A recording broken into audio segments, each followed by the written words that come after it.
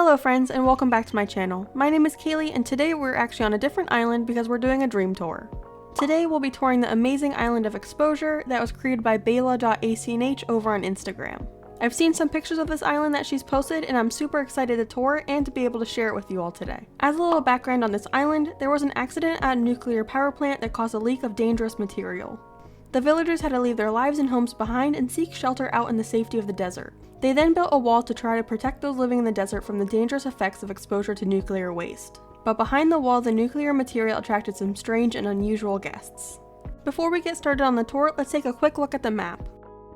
And as you can see, basically the whole map is covered with dirt pathing. I don't even want to think about how long that probably took, but shout out to Baela for having the patience to cover the entire island in in-game pathing. And then for villagers, we have Baela as herself, and then we have Chester, Pico, Marcel, Billy, Ruby, who is one of my all-time favorite villagers, and then we have Vesta, Tabby, Kiki, Lucky, who's so cute, and Dobie, who's another one of my favorites. I love that even though this is a dark-themed island, we still have some cute villagers like Pico here. But let me know in the comments which of these villagers is your favorite. But that's enough talking about the island, let's get into the actual tour, and I'm going to start this tour from the airport today. And the first thing I noticed while touring this island is that the island is set in fall, so we have the red leaves in the air, which I think is such a cool and unique detail. I also love the cracks in the dirt code. It really makes it feel like this is a desert and the ground is just super dry dirt.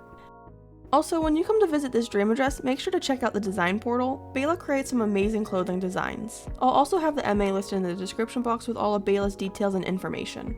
And right next to resident services, we have Baela's character's house, and I love this. I love the use of the storefronts in combination to the color and styling of the house's exterior, because it really looks like the house has been extended. Also, the layering of all the items around is just amazing.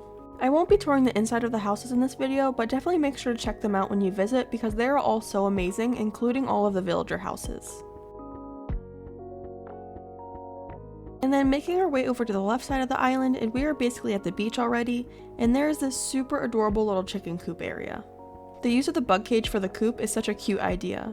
And I love the use of the mini farms in this area of the island since this is where the villagers are living to stay safe from the nuclear leak. They would need to farm and make their food somehow. And overall, if you need help with beach designs or ideas, this is the island for you. Baela has done such an amazing job decorating all of the beaches. I usually just blog off my beaches because they're so hard to decorate, but Baela has created such amazing beaches. And somehow she's been able to make the beaches make sense in the desert part of this island. I love how packed with decorating they all are, but they're still all very walkable. You just have to be very careful when walking around since there are some pitfall seeds hidden.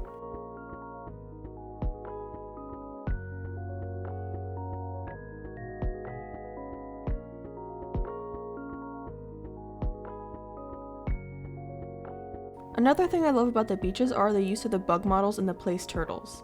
There are also a bunch of dropped items, which again helps to make the area super decorated but still walkable.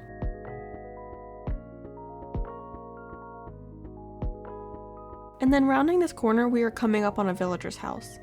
This is the beachside bakery, and I believe this is Vesta's house. Again, the use of the storefronts and other items around the house to make them look larger and more unique is so smart. I also love that all the homes on this side of the island have little jobs and their own builds.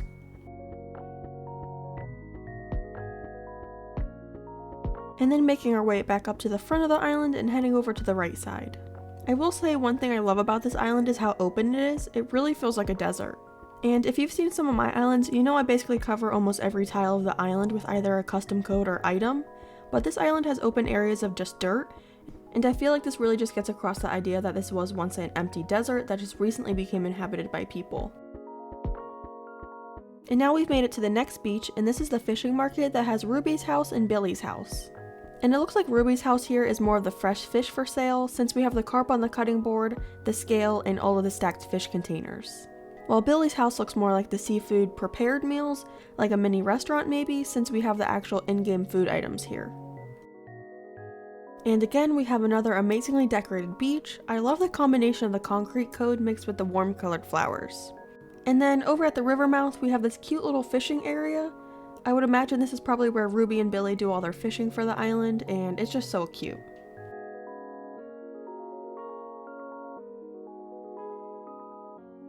Making our way up to our next villager's house, and we have Marcel's home that looks to be a farm. We have a little chicken coop with an adorable chicken cote in the back, and this mini little potato farm. And I don't know if this was on purpose, but I like that the potatoes only have one potato growing out of each plant, since I would assume a desert doesn't really have very nutrient-dense soil, so growing crops wouldn't result in an abundance of potatoes. Again, I sound like a broken record, but Baela does such an amazing job with decorating these villager homes, and I just love the way all the items are layered around the houses. And then to the left of Marcel's house, we have the wild cactus fields. Honestly, this might be my favorite area on the whole island. I love how simple it's decorated with the cacti, the baseball mitts to look like smaller, rounder cacti, and all of the flowers mixed in.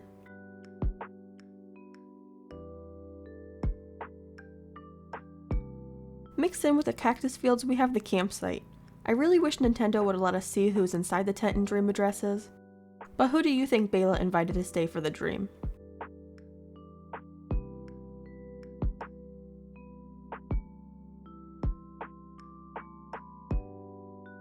The campsite then leads us down to another beach, which I believe has the museum.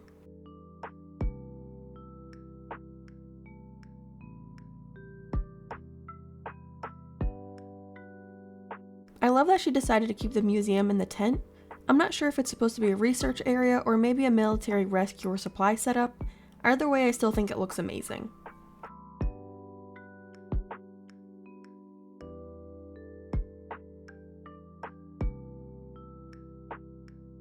And now we're going to make our way up this side of the map through the cactus fields to get to the final area of the desert.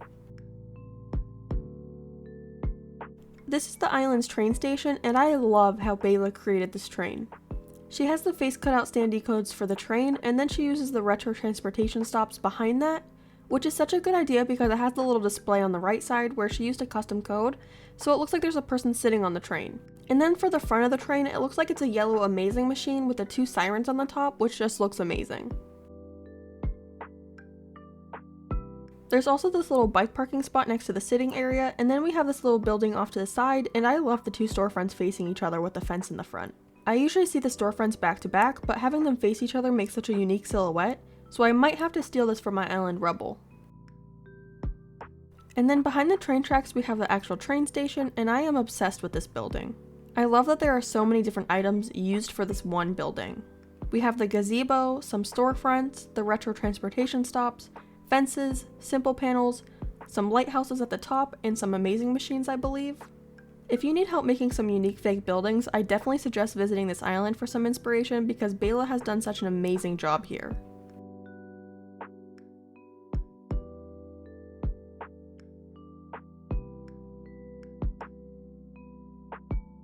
And all along the middle section of the island, we have the wall. So this is what they built to try to protect the villagers who moved out into the desert to escape the nuclear leak. If you come and visit this island, you could probably spend an hour just walking around the wall and you would still miss some small details. But I love the mix of items to make it look like they really quickly just used all the materials they had to build this giant wall to try to protect themselves as fast as possible.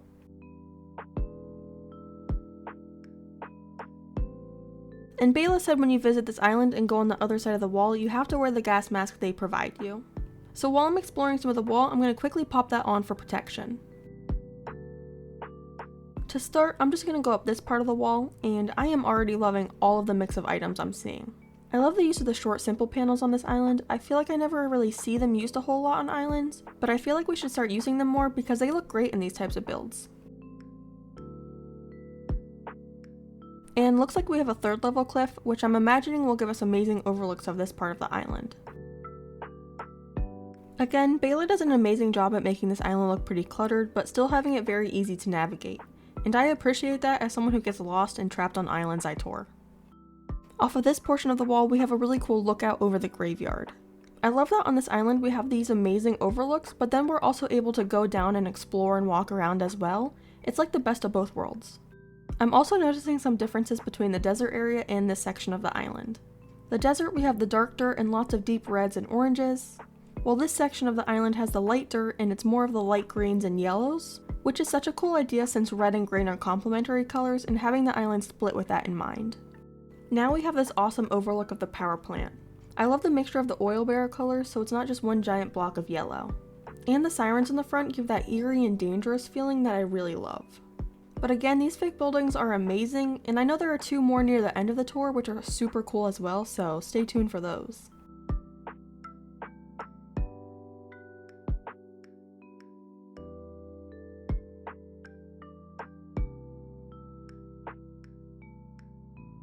And now we can actually go down and start walking around to explore even more. Here is our first villager's house, and this is Lucky's home, which has been turned into a hospital. Like I said, I won't be touring the house's interiors in this video, but I highly recommend visiting and touring Lucky's home. It is my favorite out of all the houses on this island, and that's a hard competition. And then behind Lucky's home, we have two more homes that belong to Chester and Pico. And I love the fact that their house exteriors match. It makes sense for the two cute cub villagers of the island. But again, the use of the storefronts to extend the houses and give them that cool silhouette is such a cool idea. And this is another example where you can see those greens and yellows with only a few hints of the deeper brown tones.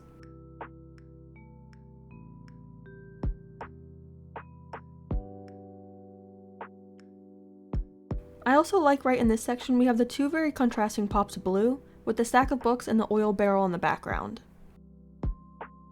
And then right back here we have one more villager's house where Tabby lives. And this is a pretty simple yard with just some items to do some laundry. So apparently Tabby is not scared of the effects of being exposed to nuclear waste, especially since she lives right next to the power plant. Right off to the side of Tabby's house we have Snapper Beach, which is covered with a bunch of little turtles and bug models. And then in the back we have this mini graveyard with a memorial going on. They are probably the people like Tabby who don't believe in the dangerous effects of nuclear waste.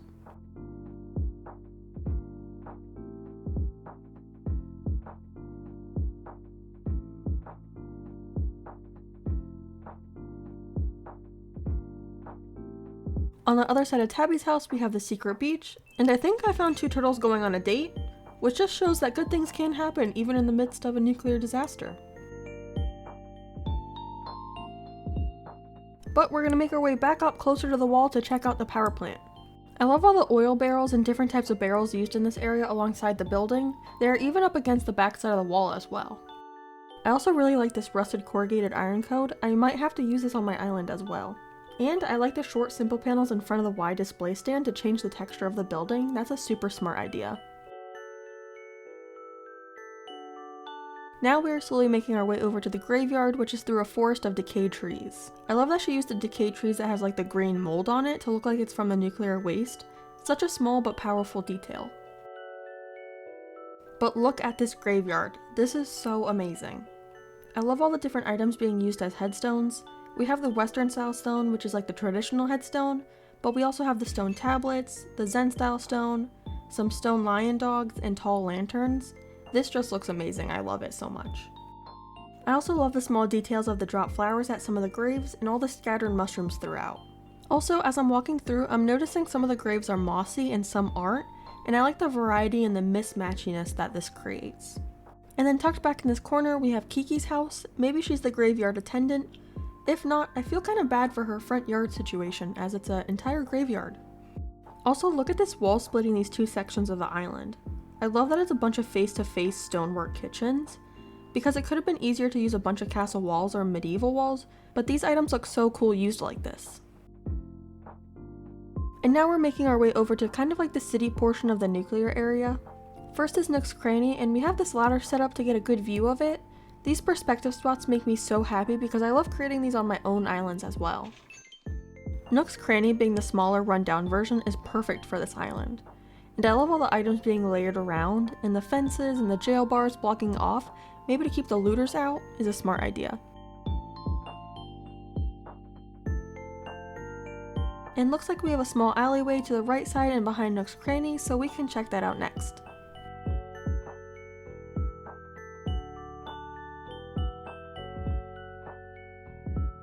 And I think we might have stumbled upon a crime scene, but I'm just gonna keep going and act like I didn't see anything.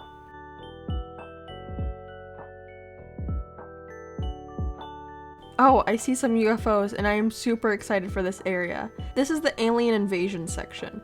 And I know I said the cactus fields were my favorite spot, but I lied. This has to be my favorite part of the island.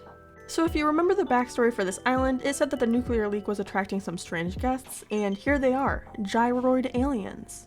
And unfortunately, to get to this part of the island I have to go through a pitfall, so here we go. But this section is so cool. I love the actual UFOs, the asteroids, and the glowing moss items. Also, the pattern underneath the UFOs is super cool looking. It reminds me of the crop circles you'd see like in fields of corn. I don't know, I just love it.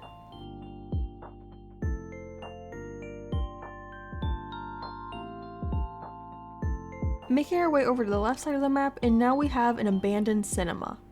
And I don't even have the words to explain how much I love this building, just look at it. Adding the UFO on the top to look like it's on the roof is such a good idea. I love this building. And again, I love how Baela uses a mixture of items to create fake buildings. We have the storefronts and the ruined items. It's such a good combination that I wouldn't have thought to put together, but it works so well.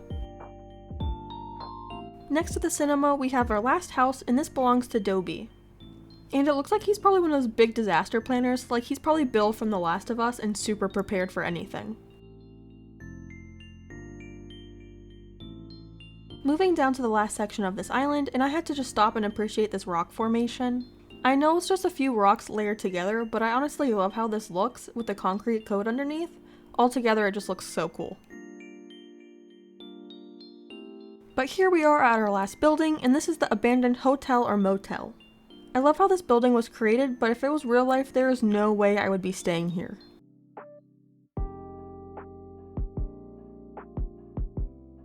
But that's the end of the video. Thanks so much for watching.